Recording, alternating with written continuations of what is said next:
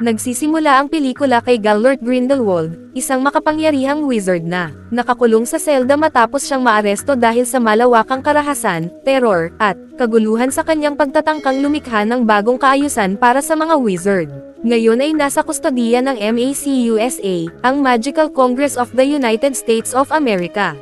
Dumalaw sa kanya ang dalawang kinatawan ng MACUSA, si Mr. Spillman at ang presidente, na si Serafina Peary. Nakahanda na ang bilanggo para sa paglilipat upang harapin ang pagliliti sa kanyang mga krimen. Habang naglalakad sila sa pasilyo ng kulungan, lumapit si Mr. Abernathy at ipinaalam na handa na si Grindelwald para sa transfer. Sumilip ang grupo sa peephole ng selda at napansin ni Spillman ang matinding antas ng seguridad.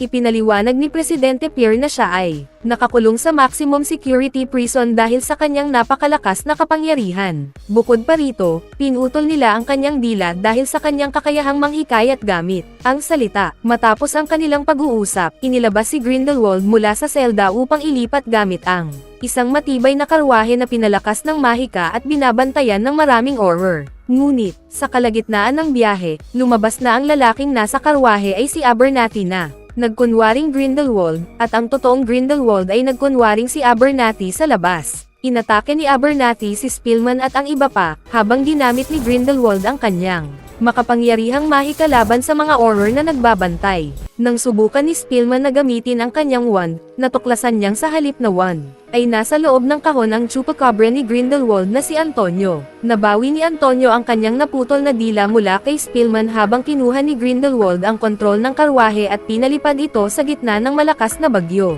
Bumaha ang loob ng karwahe at nalunod ang mga sakay, kabilang si Antonio, ngunit sinagip siya ni Grindelwald sa huling sandali. Pagkaraan, itinapon ni Grindelwald si Spillman palabas ng karwahe ngunit ibinalik ang kanyang wand upang makaligtas siya. Magkasamang nakatakas sina Abernathy at Grindelwald. 3 buwan ang lumipas, si Newt Scamander ay nasa British Ministry of Magic kasama ang kanyang alagang si Pikat. Habang naglalaro siya kasama si Pikat, dumating si Little Lestrange, ang dati niyang kaklase at kasintahan ng kanyang kapatid na si Theseus. Sinabi ni Lita na handa na sila para sa kanyang apil. Tinanong ni Newt kung bakit naroon si Lita, at sagot nito ay bahagi iyon ng pagiging pamilya ng ministry. Inimbitahan siya ni Lita sa hapunan ngunit tumanggi si Newt, sinabing abala siya. Iginiit ni Lita na gusto nilang dalawa ni Theseus na sumama siya. Habang nag-uusap sila, dumating si Theseus at nabanggit ni Lita na pinag-uusapan nila ang hapunan. Hinikayat ni Theseus si Newt na maging bukas ang isip sa kanyang apil at dinala siya sa silid kung saan naghihintay ang mga ministro. Naroon si Newt upang iapela ang pagbawi ng pagbabawal sa kanyang international travel. Ipinaalala ng mga ministro kay Newt na siya ay pinagbawalan matapos magdulot ng matinding pinsala sa New York. Pagkatapos, inalok siya ng isang kasunduan, aalisin ang ban kung sasali siya sa ministry, partikular sa departamento ng kanyang kapatid. Tumanggi si Newt at ipinaliwanag na iba ang kanyang talento at hindi iyon angkop sa ministry. Isa sa mga ministro, si Guzman, ay nagsalita tungkol sa maselang kapayapaan sa pagitan ng mundo ng mga wizard at ng mga hindi wizard, na nais sirain ni Grindelwald. Dagdag pa niya, maraming tao ang nakikita si Grindelwald bilang isang bayani. Ngunit ang tunay na layunin ni Grindelwald ay gamitin ang isang binatang si Credence Barebone, na sinasabing huling pure-blood wizard, upang patayin ang kanyang kapantay na si Professor Albus Dumbledore. Nagulat si Newt nang marinig na buhay pa si Credence, dahil akala niya ay napatay na ito ng MACUSA. Ipinaliwanag ng mga ministro na nakaligtas si Credence at ngayon ay nagtatago sa Paris. Hiniling nila kay Newt na sumama kay Theseus upang hanapin at patayin si Credence. Sa narinig, tumayo si Newt at tumangging makisali. Hindi rin tinanggap ang kanyang kahilingan na maibalik ang kanyang pasaporte. Sinundan siya ni Theseus at sinubukang kumbansihin na magbago ng isip, ngunit nanatiling matatag si Newt. Bago sila maghiwalay, binalaan siya ni Theseus na babantayan ng ministry ang bawat galaw niya. Samantala sa Paris, inatake ni Grindelwald ang isang pamilya at inangkin ang kanilang bahay. Pagkatapos makuha ang kontrol, tinipon niya ang kanyang mga tagasunod at ipinaliwanag ang kanyang plano, itatag ang kataas-taasang kapangyarihan ng mga wizard laban sa mga hindi wizard. Ipinahayag niya ang intensyon na gamitin si Credence upang maisakatuparan ang kanyang layunin. Ipinadala ni Grindelwald ang isa sa kanyang mga tauhan upang lapitan si Credence at makipag-alyansa. Habang nag-uusap sila, may narinig na tunog mula sa silid. Pumunta si Grindelwald at ang kanyang tagasunod na si Vinda, at nakita nila ang isang bata na nakaupo nakaupo sa sahig. Walang pag-aalinlangan, umalis si Grindelwald sa silid at pinatay ni Vinda ang bata. Samantala, nagtungo si Newt upang makipagkita kay Albus Dumbledore, isang makapangyarihan at iginagalang na wizard.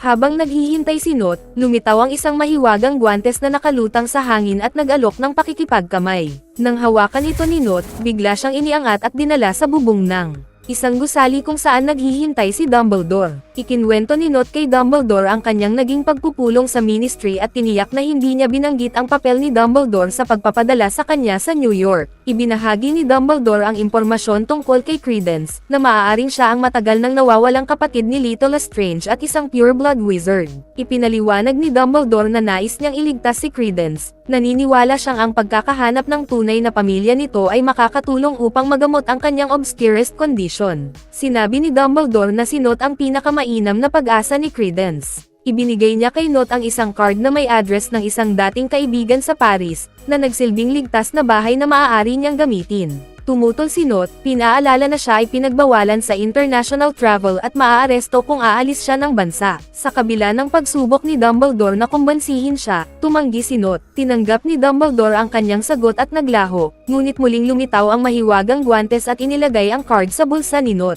Pagkaraan, bumalik si Newt sa kanyang bahay at binati ang kanyang assistant na si Bunty. Lumusong siya sa tubig ng kanyang mahiwagang enclosure upang pakainin ang isa sa mga nilalang na inaalagaan niya.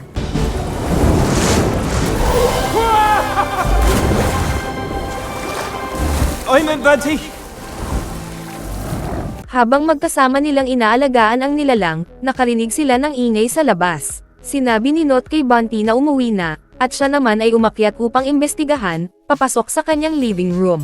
Nagulat si Newt nang makita ang kanyang matagal ng kaibigan na si Jacob kasama ang kasintahan nitong si Queenie, na kapatid ni Tina. Si Jacob ay isang gnomage at si Queenie ay isang witch, kaya bawal ang kanilang relasyon sa ilalim ng batas ng mga wizard na nagbabawal ng ugnayan sa pagitan ng gnomage at wizard.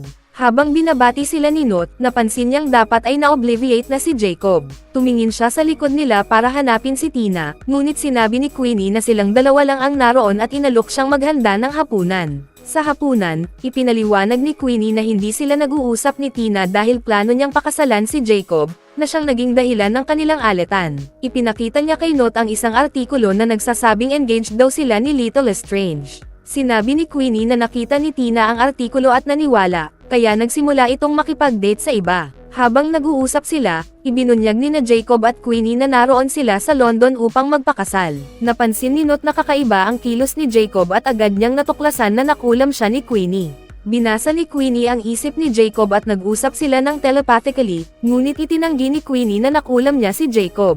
Sa kabila ng pakiusap ni Queenie, nagpa siya si Newt na alisin ang spell kay Jacob. Ipinaliwanag niya na kung gusto talagang pakasalan ni Queenie si Jacob, dapat ay mula iyon sa kanyang sariling kagustuhan at hindi dahil sa mahika. Inalis ni Newt ang spell at bumalik sa tamang ulirat si Jacob. Binati siya ni Newt sa kanyang engagement, ngunit naguluhan si Jacob dahil wala siyang maalala na pumayag siyang magpakasal. Nang maunawaan ang sitwasyon, nag-impake si Queenie at umalis ng bahay. Ngayon na malinaw na ang isip ni Jacob, nagtanong siya kung nasaan siya. Ipinaliwanag ni Newt na nasa London sila. Nagpanik si Jacob at agad na hinabol si Queenie. Naabutan niya ito na umiiyak at tinanong kung bakit siya nagagalit. Sinabi ni Queenie na bakit mali para sa kanila na magpakasal. Sinubukan ni Jacob na pakalmahin siya at ipinaliwanag na hindi niya kayang hayaan si Queenie na malagay sa panganib na maaresto. Ipinaalala niya na kapag sila ay nagpakasal at nadiskubre, makukulong si Queenie dahil sa paglabag sa batas ng mga wizard. Sa sobrang sakit, tinawag ni Queenie si Jacob na duwag. Isa sa atin ang dapat maging matapang, at ikaw ay duwag, sabi niya. Dahil sa galit, tinawag naman siya ni Jacob na baliw. Nasaktan si Queenie sa kanyang sinabi at idineklara na hahanapin niya ang kanyang kapatid. Bago pa siya mapigilan ni Jacob, nawala si Queenie, iniwan siyang nagmamakaawa at wasak ang puso. Bumalik si Jacob kay Newt at sinabi na nalaman niyang nasa Paris si Tina at malamang naroon na rin si Queenie. Dahil si Tina ay naghahanap kay Credence, nagpa siya silang dalawa na magtungo sa Paris. Bago umalis, nagsulat si Newt ng isang note para kay Bunty na ipinaliwanag na pupunta siya sa Paris. Pagkatapos, nagsimula na silang dalawa sa kanilang paglalakbay. Samantala sa Paris, nagtatrabaho si Credence sa Circus Arcanus kasama ang kanyang kaibigan na si Nagini, isang maledictus. Pareho silang naghahanap ng kasagutan tungkol sa tunay na ina ni Credence. Kinausap ni Credence si Nagini at sinabi na tatakas sila ngayong gabi. Ngunit naputol ang kanilang usapan nang dumating si Skender, ang host ng circus. Inutusan niya si Nagini na maghanda para sa palabas. Inilagay siya sa loob ng kulungan at ipinakita sa mga manunood. Ipinaliwanag ni Skender na si Nagini ay may blood curse na kalaunan ay tuluyan siyang magiging ahas. Inutusan ni Skender si Nagini na mag-transform at sumunod siya, naging ahas habang pinapanood ng mga tao. Gumawa ng gulo si Credence malapit sa kulungan upang makatakas si Nagini. Tumakas silang dalawa mula sa circus. Dumating si Tina, na matagal nang naghahanap kay Credence, at tinawag siya, ngunit nakatakas na sina Credence at Nagini sa dilim ng gabi. Pack it up. Paris is done for us now.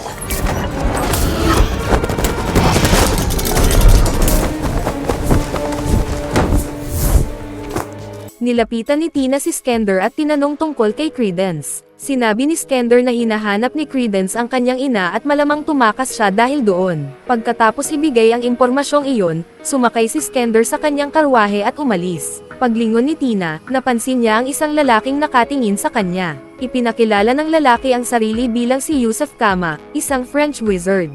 Nag-usap sila at ipinaliwanag ni Yusuf na tulad niya, hinahanap din niya si Credence. Dagdag pa niya, nais niyang hanapin si Credence upang patunayan kung sino talaga siya. Samantala, pinag-uusapan ni Grindelwald kasama ang kanyang mga tagasunod si Credence. Inilarawan niya si Credence bilang isang batang naghahangad ng pagmamahal, kaya hinahanap nito ang kanyang ina. Nang iminungkahi ni Kroll na sapilatang kunin si Credence, iginiit ni Grindelwald na dapat kusang lumapit si Credence sa kanya at hindi sa pamamagitan ng pamimilit. Sa parehong oras, naglakbay sina Jacob at Newt papuntang Paris. Hinahanap ni Jacob si Queenie habang nakatuon si Newt sa paghahanap kay Credence. Habang naglalakbay, pinag-usapan nila kung paano maaaring suyuan ni Newt si Tina at kumbansihin itong bigyan siya ng pagkakataon. Nakilala nila ang isang lalaki na tumulong sa kanilang makaalis ng bansa gamit ang isang ilegal na portkey. Price of fame, pal.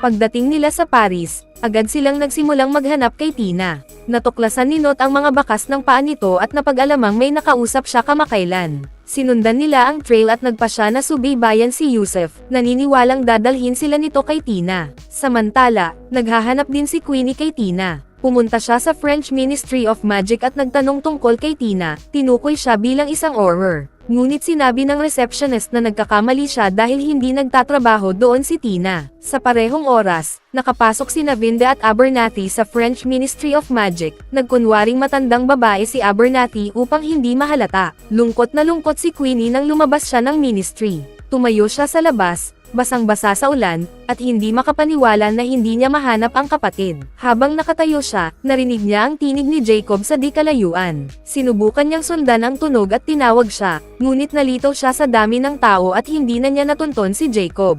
Sa kanyang desperasyon, sinubukan niyang gamitin ang kanyang legilimency upang hanapin si Jacob, ngunit bumaha sa kanyang isipan ang mga iniisip ng mga tao na nagsasalita ng French, na lalo lamang siyang nalito dahil hindi niya ito maintindihan. Pagod at balisa, naupo si Queenie sa lupa habang patuloy na bumubuhos ang ulan, luha ang dumadaloy sa kanyang mukha. Ang ingay ng mga boses ay lalo siyang binagabag hanggang sa may isang babae na lumapit mula sa likuran at marahang nagtanong kung ayos lang siya. Samantala, ipinagpatuloy ni na Credence at Nagini ang kanilang paghahanap sa ina ni Credence. Dumating sila sa isang gusali at pumasok, kung saan nakilala nila ang isang babae. Ipinaliwanag ni Nagini na hinahanap ni Credence ang kanyang ina, at ibinahagi ni Credence na nakita niya ang pangalan ng babae, si Irma Dugard, sa kanyang adoption papers. Sinabi ni Irma na hindi siya ang ina ni Credence kundi isang tagapaglingkod lamang. Niyakap niya si Credence ng may pagmamahal at nagsimulang magkwento ng mga detalye tungkol sa kanyang pagkabata, na nagbigay sa kanya ng kaunting sulyap sa nakaraan na matagal na niyang hinahanap. Habang nagsisimula si Irma na ikwento ang tungkol sa pamilya ni Credence, dumating si Grimson, na lihim na nagtatrabaho para kay Grindelwald ngunit opisyal na empleyado ng ministry. Inatake niya si Nagini at winasak ang lugar gamit ang isang malakas na pagsabog ng mahika,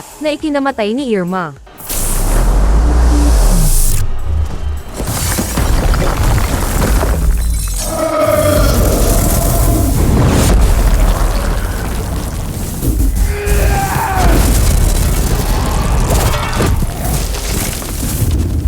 Lubos na nagdalamhati si Credence sa pagkawala ni Irma, ang tanging pag-asa niya para matunten ang kanyang ina. Niyakap siya ni Nagini upang subukang pagkalmayan ang kanyang kalungkutan. Paglaon, nakipagkita si Grimson kay Grindelwald at iniulat na patay na si Irma. Nang tanungin ni Grindelwald kung paano tumugon si Credence, sinabi ni Grimson na sensitibo ang binata. Ipinahayag din niya ang kanyang pag-aalala kung paano tatanggapin ng Ministry ang baletang nakatakas si Credence mula sa kanya, dahil baka masira ang kanyang reputasyon. Ngunit binaliwala ni Grindelwald ang kanyang pangamba at pinaalala na ang lahat ng kanilang ginagawa ay para sa dakilang kabutihan. Samantala, sa isang kafe, naglabas ng saloobin si Jacob tungkol sa kanyang pangungulila kay Queenie. Ipinahayag niya ang kanyang damdamin ng buong emosyon, at walang magawa si Nott kundi makinig ng matiim habang ibinubuhos ni Jacob ang kanyang puso. Naghihintay sila kay Yusef, na kanilang natunton sa kafe. Nasa banyo si Yusef, naglalagay ng eye drops, at nang lumabas siya, nilapitan siya ni Nott at Jacob at tinanong kung nakita niya si Tina. Sa una, itinanggi ni Yusef na may alam siya tungkol kay Tina. Ngunit ipinaliwanag nila na si Tina ay isang Auror, at kapag nawawala ang mga Auror,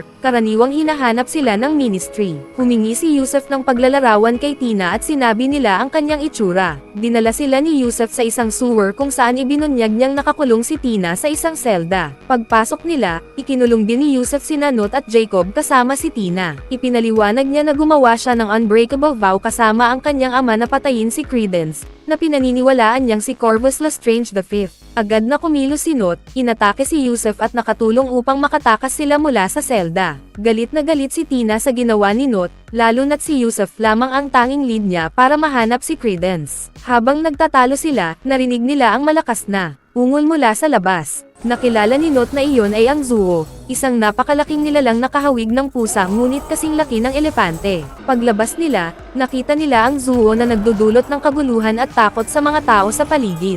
Sa kabila ng babala ni Jacob na lumayo, nilapitan ni Nott ang Zuo gamit ang isang laruan na parang ibon para sa pusa. Sa tulong nito, nagawa niyang pakalmahin ang nilalang. Nang tuluyan itong kumalma, matagumpay na naakit ni Nott ang Zuo papasok sa kanyang mahiwagang malita. Samantala, sa UK, pumasok ang grupo mula sa Ministry of Magic kasama sina Theseus at Leta sa Hogwarts. Noon ay nagtuturo si Dumbledore sa kanyang klase nang bigla silang pumasok. Sinubukan ng mga estudyante na ipagtanggol si Dumbledore ngunit agad niyang tiniyak na ayos lang ang lahat at pinaalis ang klase. Pagkaalis ng mga estudyante, hinarap siya ng head ng Magical Law Enforcement na si Torquil Travers. Ipinaalam niya kay Dumbledore na si Nott Scamander ay nasa Paris. Nagkunwari si Dumbledore na nagulat sa baleta, ngunit inakusahan siya ni Travers na siya mismo ang nagpadala kay Nott doon, iginiit pa na may ebidensya sila ng kanyang pakikialam. Depensa ni Dumbledore, hindi siya ang uri ng tao na nagbibigay ng utos kay Nott dahil hindi ito basta sumusunod. Ibinigay ni Travers kay Dumbledore ang isang maliit na aklat, ang mga prediksyon ni Tycho the Donus, at tinanong kung nabasa na niya ito. Nang magsimulang ikwento ni Travers ang nilalaman, pinutol siya ni Dumbledore at sinabing pamilyar na siya rito. Ibinunyag ni Travers ang isang chismis na konektado sa Propaceia, na tumutukoy umano kay Credence. Naniniwala si Grindelwald na si Credence ay si Corvus Lestrange, ang matagal nang nawawalang anak ng pure blood na pamilya Lestrange. Sinabi ni Travers na tila palaging nasa tabi ni Credence si Nott, at ipinahiwatig na baka pinoprotektahan niya ito. Tumanggi si Dumbledore sa akusasyon, sinabing pareho naman silang nais na matalo si Grindelwald. Ngunit binatikos niya ang malupit na pulisya ni Travers na lalo lamang nagtutulak ng mas maraming taga-suporta kay Grindelwald. Hindi pinansin ni Travers ang argumento at iginiit na si Dumbledore lamang ang wizard na sapat ang lakas upang labanan si Grindelwald. Binanggit pa niya ang malapit na relasyon noon nina Dumbledore at Grindelwald, na aniya ang dahilan kung bakit tumatanggi si Dumbledore. Inutusan niya itong lumaban, ngunit matatag na tumanggi si Dumbledore. Dahil sa galit, nagcast ng spell si Travers upang matunten ang bawat spell na gagawin ni Dumbledore at binalaan siyang dodoblehin ang pagbabantay sa kanya. Pagkatapos ng babala, galit na umalis si Travers. Bago siya tuluyang lumabas, tinawag ni Dumbledore si Theseus at pinayuhan na huwag makialam kung magpatawag ng rally si Grindelwald. Sasagot pa sana si Theseus ngunit tinawag siya ni Travers kaya napilitan siyang umalis. Samantala, sa loob ng paaralan, binuksan ni Lita ang isang kahon at nagsimulang magkaroon ng mga flashback noong siya ay estudyante pa. Sa isang alaala, pinatahimik niya ang isang kaklase at tumakbo palayo habang hinahabol ng isang propesor at iba pang estudyante. Sa huli, nakita niya si Not na nakaupo mag-isa. Tinanong niya kung bakit hindi pa siya nag-iimpake para umuwi. Ipinaliwanag ni Not na hindi siya uuwi dahil kailangan niyang manatili upang alagaan ang isang sugatang sisiw ng uwak. Paglaon, habang nagtitipon ang mga estudyante sa klase, inutusan sila ni Dumbledore na magsagawa ng assessment, baguhin ang isang death chair sa bagay na pinakakinatatakutan nila. Nang si Not ang tumapat, binago niya ito sa isang nakakatakot na workspace, dahilan upang matawa ang ibang estudyante. Nang si Lita naman ang sumubok, binago niya ito sa isang sanggol na lumulubog sa malalim na tubig, na biglang nagpalungkot sa lahat. Pagkatapos, nilapitan ni Not si Lita upang damayan siya, ngunit tumanggi itong pag-usapan. Sa halip, dinala siya ni Not sa isang puno at ipinakita ang mga mahiwagang nilalang na kanyang inaalagaan, sinusubukang pasayahin ang dalaga. Sa kasalukuyan, pinutol ni Dumbledore ang mga alaala ni Lita at hinela siya pabalik sa realidad. Nag-atubili si Lita na kausapin siya, inakusahan pa na hindi siya kailanman nagustuhan. Ipinahayag ni Dumbledore ang kanyang pag-unawa, sinabing mahirap tiisin ang mga chismis tungkol sa kanyang kapatid. Ngunit mariing sagot ni Lita, hindi niya ito mauunawaan maliban na lang kung nawala rin siya ng kapatid. Tahimik na ibinunyag ni Dumbledore na nawalan siya ng kapatid na babae, isang pagkawala na patuloy na bumabagabag sa kanya hanggang ngayon. Samantala sa Paris, dinala ng isang babae si Queenie sa kanyang bahay para sa tsaa.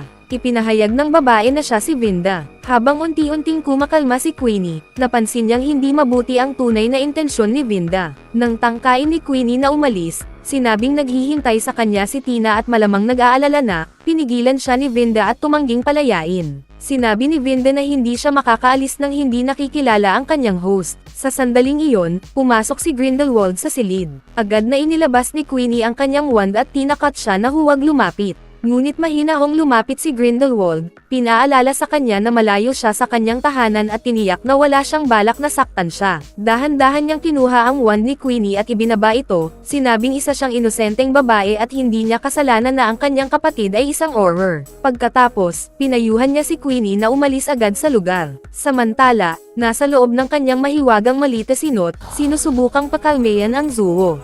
You're alright. Relaxia. Tinawag siya ni Jacob, sinabing naghihintay si Tina. Lumabas si Not mula sa malita at tinanong ni Tina kung kaya niyang buhayin si Yusuf dahil kailangan niya itong tanungin. Sinuri ni Not si Yusuf at tinanggal ang isang dragon water parasite mula sa kanya. Saglit na nagising si Yusuf, binanggit na kailangan siyang patayin, at muling nawalan ng malay. Ipinaliwanag ni Not kay Tina na aabutin pa ng oras bago tuluyang makabawi si Yusuf. Determinado si Tina, nagpasya siyang pumunta sa French Ministry of Magic dala ang impormasyong hawak niya at umalis. Hinimok ni Jacob si Not na sundan siya. Naabutan ni Not si Tina at sinubukang kumbansihin siyang manatili. Ngunit pinaalala ni Tina ang isang sulat. Noong nakaraan, sumulat si Not ng liham kung saan tinawag niyang mga careerist hypocrites ang mga Auror. Ipinaliwanag niya kay Tina kung bakit hindi niya gusto ang karamihan sa kanila, ngunit iginiit niyang iba si Tina kumpara sa lahat. Dahil dito, lamambat ang puso ni Tina at tumigil sa paglalakad, handa nang makinig.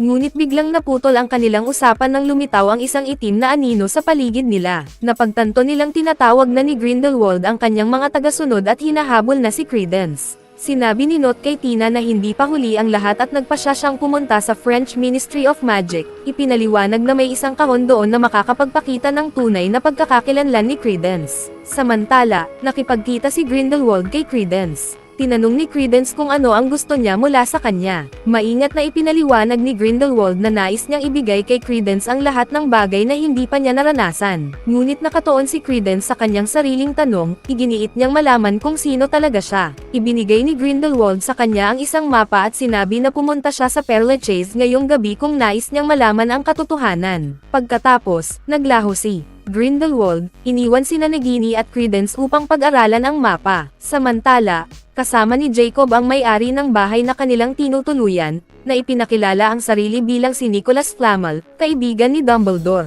Dinala ni Flamel si Jacob sa kanyang workspace kung saan ginamit nila ang isang crystal ball upang makita sina Credence at Nagini. Agad na nakilala ni Jacob si Credence at natuwa nang makita rin si Queenie. Excited, tinanong niya kung saan nagaganap ang eksena. Ipinaliwanag ni Flamel na ito ay nasa Lestrange tomb sa sementeryo ng Père Lachaise. Sa narinig, nagpasya si Jacob na pumunta roon. Ngunit bago siya umalis, napansin niyang wala na si Yusuf sa lugar kung saan nila ito iniwan. Determinado pa rin, nagpatuloy si Jacob. Pagkaalis niya, kinuha ni Flamel ang isang mahiwagang aklat at nakipag-ugnayan sa isang babae sa loob nito, ipinaalam na naroon si Grindelwald sa sementeryo. Hinimok siya ng babae na pumunta sa Père Lachaise kahit nag-aatubili siya. Samantala, uminom si Nott ng Polyjuice Potion upang magmukhang ang kanyang kapatid na si Theseus, dahil iyon lamang ang paraan upang makapasok siya sa French Ministry of Magic. Sinabi ni Theseus kay Lita na nagsimula na si Grindelwald ng isang rally at naniniwala ang ministry na si Credence ay kapatid niya. Galit na iginiit ni Lita na hindi maaaring kapatid niya si Credence dahil patay na ito. Tiniyak ni Theseus na makukumpirma ito ng mga talaan. Pagkatapos, pumunta si Theseus kay Travers na nagutos na arestuhin ang lahat ng nasa rally ni Grindelwald. Sinubukan ni Theseus na ipaliwanag na magdudulot ito ng problema, ngunit hindi siya pinakinggan ni Travers at umalis. Habang nakatingin si Theseus sa paligid, napansin niya si Nott na nagkunwaring siya, bumababa sa hagdan. Sa parehong oras, nawala na ang bisa ng Polyjuice Potion at bumalik si Nott sa kanyang tunay na anyo. Nag-trigger ito ng alarm na nagbigay babala sa ministry tungkol sa hindi autorisadong presensya ni Nott. Sinundan siya ni Theseus ngunit nakialam si Tina at tinulungan si Nott na makatakas. Samantala, dumating si Jacob sa sementeryo at nagsimulang tawagin si Queenie, ngunit agad siyang nahuli. Nalaman ni Nott at Tina na ang mga dokumento tungkol sa pagkakakilanlan ni Credence ay nakatago sa Lestrange family tomb, kaya nagtungo sila roon upang hanapin ang kahon. Habang naghahanap, sinamantala ni Nott ang pagkakataon upang ipaliwanag na hindi siya engaged kay Lita at ang artikulo sa magazine ay isang maling impormasyon. Nilinaw niyang si Lita ay ikakasal kay Theseus at siya ay best man lamang. Lamambat ang puso ni Tina at nagkasundo silang muli. Ngunit bago pa nila lubos na maramdaman ang sandali, dumating si Lita at ginamit ang mahika upang iangat ang mga kabinet. Inilantad ang nakatagong kahon na kanilang hinahanap. Kinuha niya ang isang papel mula sa isa sa mga kabinet ngunit napansin si Pikat na nakaupo sa isa pa, kaya natanto niyang naroon si Nott. Hinanap niya at nakita sina Nott at Tina na nakatago sa likod ng kabinet. Biglang lumitaw ang mga matagot, mga nilalang na nagpoprotekta sa ministry. Supervise! Reverte!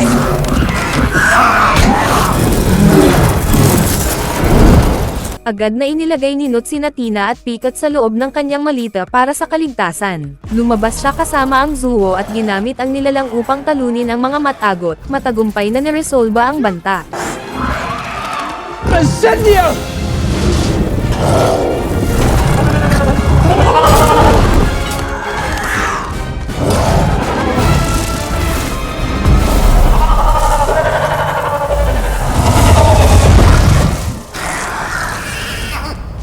Samantala, sa loob ng Lestrange family tomb, natagpuan ni Yusuf sina Nagini at Credence at naghanda ng patayin si Credence. Dumating sina Lita, Tina, at Nott. Pinigilan ni Lita si Yusuf at tinawag siya sa pangalan. Ipinahayag na kilala niya ito. Ibinunyag na si Yusuf ay kanyang half-brother. Nalitaw si Credence at desperadong humingi ng kasagutan. Tinanong niya si Yusuf tungkol sa kanyang kwento. Ikinwento ni Yusuf ang trahedya ng kanilang pamilya. Ipinaliwanag niya na masaya at puno ng pagmamahalan ang buhay ng kanyang mga magulang hanggang sa ginamit ng ama ni Lita ang isang sumpa upang bihagan ang kanyang ina. Iniwan siya ng ina at sumama kay Lestrange, at hindi na niya ito muling nakita. Namatay ang ina matapos ipanganak si Lita. Bago mamatay, pinasumpa ng kanyang ama si Yusuf na patayin ang taong pinakamamahal ni Lestrange. Una niyang inakala na si Lita ang tinutukoy, ngunit kalaunan napagtanto niyang hindi si Lita ang mahal ni Lestrange. Muling nag-asawa si Lestrange 3 buwan matapos ipanganak si Lita, at nagkaroon ng bagong anak na si Corvus Lestrange V. Naniniwala ngayon si Yusuf na si Credence ang si Corvus at determinado siyang tuparin ang kanyang sumpa. Idineklara niyang dapat mamatay si Corvus at tinaas ang kanyang wand.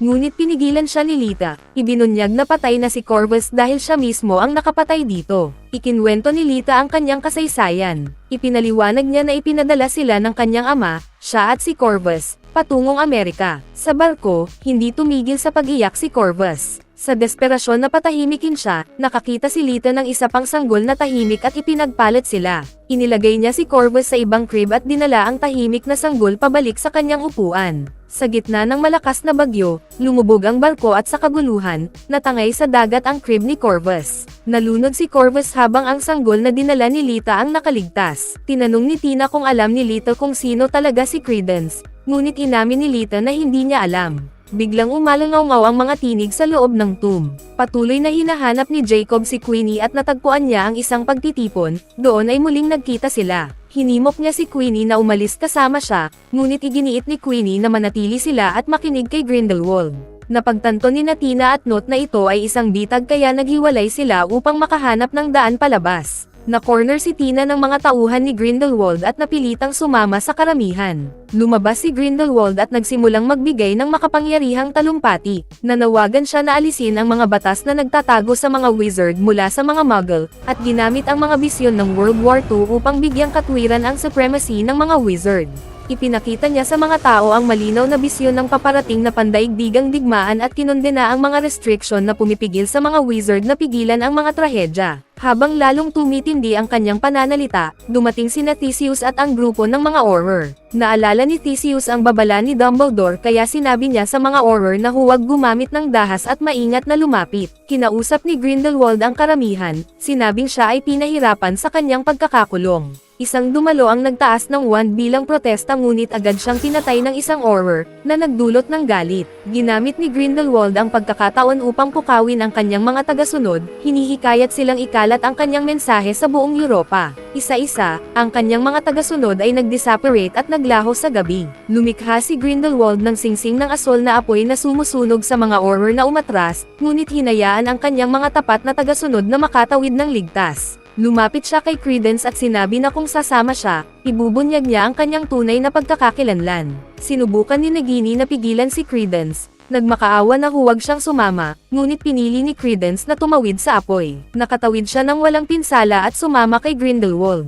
Si Queenie, na naimpluwensyahan ng mga salita at pangako ni Grindelwald, ay gusto ding tumawid sa apoy. Sinabi niya kay Jacob na si Grindelwald ang tamang daan. Lumakad siya palayo habang si Jacob, nawasak ang puso na tinatawag siya ngunit hindi na siya lumingon. Patuloy na pinalawak ni Grindelwald ang apoy, ngunit lumapit si Lita at pinutol siya. Kinausap siya ni Grindelwald, inaanyayahan siyang umuwi, at nagsimulang maglakad palayo, inaasahang susunod siya. Sa halip, tumingin si Lita kina Not at Theseus na magkasamang nakatayo at sinabi, "Mahal kita." Pagkatapos, inatake niya si Grindelwald, alam niyang hindi siya matatalo. Ang kanyang sakripisyo ay nagsilbing distraction upang makaligtas ang iba. Nilamon siya ng mahiwagang apoy habang naglaho si Grindelwald, iniwan ang labanan sa kaguluhan. Nagkaisa sina Flamel at ang natitirang mga wizard upang pigilan ang apoy sa mas malawak na pagkawasak.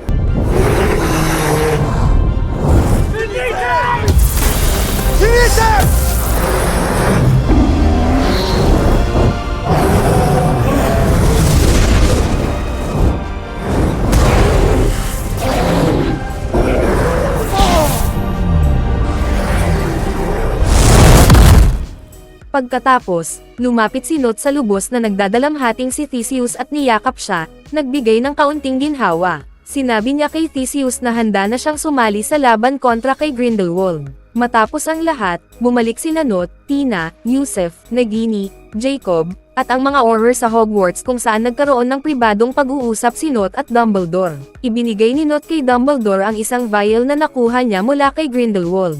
Nasa loob nito ang blood pact na ginawa ni Grindelwald at Dumbledore noong kabataan nila, isang mahiwagang kasunduan na pumipigil sa kanilang dalawa na labanan ang isa't isa. Maingat na sinuri ni Dumbledore ang vial at nagpahayag ng pag-asa, naniniwalang posibleng mabasag ang blood pact. Samantala, sa Nurmengard Castle sa Austria, ang base ni Grindelwald, nakipagkita siya kay Credence. Ibinigay ni Grindelwald kay Credence ang isang wand, simbolo ng kanyang pagtanggap sa mundo ng mga wizard bilang isang makapangyarihang puwersa. Sinabi niya kay Credence ang di umano'y tunay nitong pangalan, Aurelius Dumbledore. Ito ang iyong karapatan mula sa iyong kapanganakan, aking anak, wika ni Grindelwald, sabay ipinakita ang isang phoenix, isang nilalang nakaugnay sa pamilya Dumbledore. Binalaan ni Grindelwald si Credence na nais siyang patayin ng kanyang kapatid na si Albus Dumbledore. Ang kwento ni Grindelwald ay nagpapakita na ang ambisyon na hindi nakokontrol ay mapanganib, at hindi dapat hayaan na ito ang magdikta sa ating mga buhay.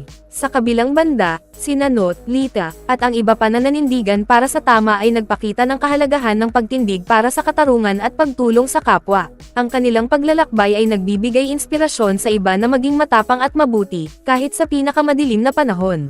At bago tayo magtapos ay isa-shoutout muna natin si Ryzen Atiliero, It's Me Nejan Roblox, Jomar Tamanian, Wilfredo Bea, Anbert Vlog from Mindanao, Archie Kente from Kalibo Aklan, Jeremy Mirando from Sipokot Kamsur, Santanina Werbel from Cebu City, Shem Jonard Villamor from Manlilisid Javier Leyte, at Susan Zafra Manduez Hepolan from Purok Walumyu Sibungana Bunturan Davao de Oro.